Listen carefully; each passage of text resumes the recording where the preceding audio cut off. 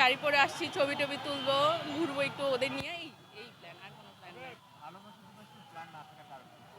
কারণ ভালোবাসার মানুষ নেই ভাইয়া।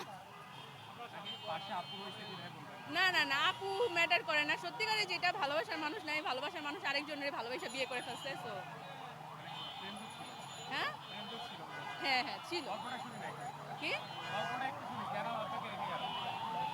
জানি না, মানুষের মেন্টালিটি যেটা, হ্যাঁ ধরেন আপনি একটা মানুষের সাথে 5-6 বছর থাকলেন, হ্যাঁ হুট করে মানুষের সাথে আপনার পুরো রিলেশন ঠিক আছে, হুট করে আপনি আরেকজনের বিয়ে করে ফেললেন।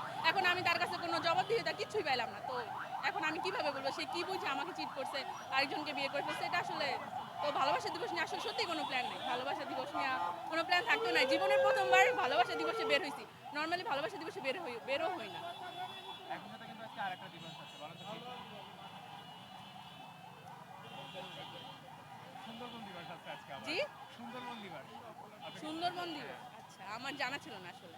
আচ্ছা, আজকে দিনটা স্পেশালি যেহেতু ভালোবাসার মানুষ নাই, ফাল্গুন দেখা উদযাপন করছেন। জি আর শাহবাগে আজকে দেখছি কিছুটা হলেও অন্য বছরের তুলনায় একেবারে মানুষ খুবই কম। কেন মনে হচ্ছে? ভাই, এই দিনে তো শাহবাগে এর আগে কখনো আসি নাই, তো আমার আসলে আইডিয়া নেই। তবে আমার মনে হয় যে যেহেতু গত 12 তারিখে নির্বাচন গেছে, বেশিরভাগ মানুষই, ঢাকার বেশিরভাগ মানুষই নিজেদের গ্রামে চলে গেছে, তো ওনারা এখনো ব্যাক করে না, ওনারা থাকলে আরো বেশি মানুষ হইতে হয়তো।